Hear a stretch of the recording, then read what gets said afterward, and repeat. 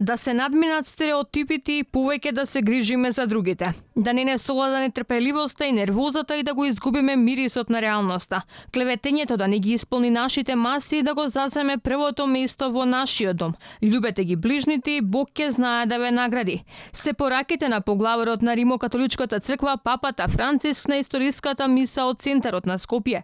Светата литургија започна точно во 11 часот со читање на делови од Светото Евангелие. Со молитва за верните, неговата светост понтифот ги благослови верниците.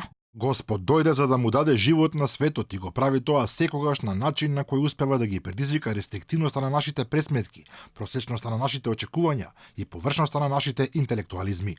Ги става на дискусија нашите гледишта и нашите сигурности, канејќи не да поминеме на еден нов хоризонт што дава место на еден различен начин да се конструира реалноста.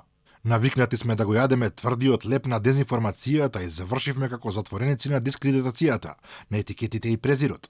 Верувавме дека конформизмот ќе ја намали нашата жет и завршивме напоени со равнодушност и безчувствителност. Се храневме со раскошни и големи соништа и завршивме со јадење одвратност, затвореност и осаменост. Се заситивме со поврзување и го загубивме вкусот на братството. Баравме брз и сигурен резултат и еве се наоѓаме со владани од нетрпеливоста и нервозата.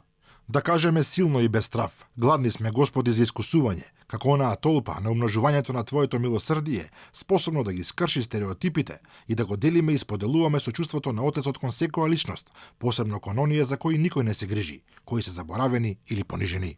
Придружуван од кардинали и високи свештеници од православната и католичката црква, домашни, но и од регионот. Поглаварот на Римокатоличката црква мисата ја заврши со причест, а свештениците се движеа меѓу граѓаните и ја поделија осветената хостија. Инаку утрово со специјално возило или познатиот папа мобил, папата Франциск пристигна меѓу верниците. Да живее папата се слушаше на плоштадот Македонија од грелата на илјадници верници кои дојдоа да го видат папата и да ја слушнат неговата богослужба.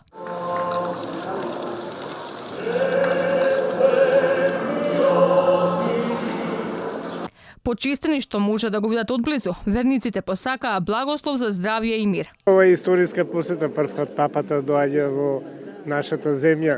Сепак нешто се не секојдневно е ова. Може би првпат и последен пат во животот да го види човек овде. Очекувате да порача? Па заедништво, мир, љубов, верски пораки. Тој веќе порача пред да дојде, претпоставувам во тој дух ќе биде. Големи историски догаѓаи, така викаат сите, така и јас велам. Нели, прв пат ќе видам папа вака од близу. Па веројатно нешто ќе влијае на моето здравје, нели. До Стефанија често сум бил, исто ми влијае на здравјето. Така да и од папата очекувам. Ето, тоа е тоа. Бројни странски верници од регионот, но и ширум светот денеска дојдоа во Скопје, ги примија пораките за соживот, мир и љубов. Пред камерата на Алфа порачаа дека се подготвени за следно апостолско патување. Најбројни сепак беа хрватските верници. Долазиме из Загреба, Дојдовме во четвртокот, бевме во Куманово, во Струмица.